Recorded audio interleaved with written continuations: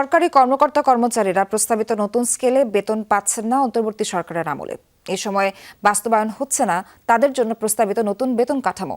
ক্রয় সংক্রান্ত উপদেষ্টা কমিটির বৈঠক শেষে সিদ্ধান্ত জানিয়েছেন বিদ্যুৎ ও জ্বালানি উপদেষ্টা। তাই এই কারণে জিনিসপত্রের দাম বৃদ্ধিরও সুযোগ নেই। পাশাপাশি জানান, সেনা, নৌ ও বিমান বাহিনীর সমরাস্ত্র উৎপাদনের জন্য ডিফেন্স জোনের জমি বরাদ্দ দিয়েছে সরকার। বিজলি কেবলস এর স্কিন কোটেড ইনসুলেশন আগুন প্রতিরোধী। বিজলি কেবলস, নিরাপদ আজীবন।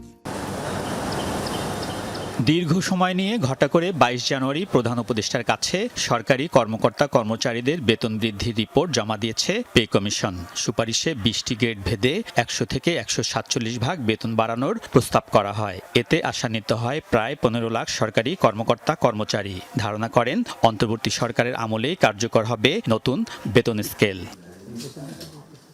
তবে সেই আশার গুড়ে বালি উপদেষ্টা ফাউজুল কবির খান জানান, সরকারের হাতে সময় কম।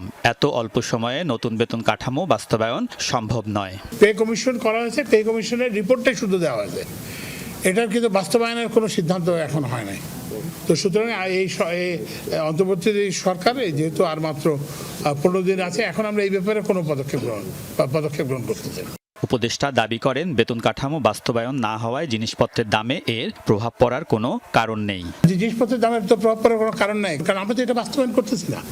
এটা পরিষ্কার, এটা মাত্র একটা কমিটি করা হয়েছে। এ সময় জ্বালানি উপদেষ্টা দাবি করেন, চীন, পাকিস্তান বা তুরস্ক থেকে যুদ্ধবিমান ও ড্রোন কেনার কোনো সিদ্ধান্ত তিনি জানেন না। চট্টগ্রামের ডিফেন্স ইকোনমিক জোন করা হচ্ছে দেশের স্বার্থে। নৌবাহিনী আছে, বিমান বাহিনী আছে, সশস্ত্র আর্মি আছে, এবং আমরা তো কিনি, আমরা তো ডিফেন্স সরঞ্জাম আমরা তো প্রতিনিয়ত কিনতেছি। তো এখন এখানে কোনো পার্থক্য নেই। এখানে পার্থক্যটা হচ্ছে যে এখানে উৎপাদন হবে, এই জন্যই একটা জমি মাত্র বরাদ্দ করা হয়েছে, অন্য কিছু না। তো এখন এটা কি পাকিস্তান থেকে আসবে না কোন টার্কি থেকে আসবে না কোথা থেকে, না এরকম কোনো সুনির্দিষ্ট কোনো ইয়ে হয় না। বিশ্বকাপ ক্রিকেট নিয়ে ভারতের সাথে টানাপোড়েনের কথাও স্বীকার করেন উপদেষ্টা। বিশ্বকাপ ক্রিকেটে আমরা তো অংশগ্রহণ করতে আগ্রহী, আমরা তো এমন কিছু চাই নাই যেটা একটা কি বলে একটা আজগুবি।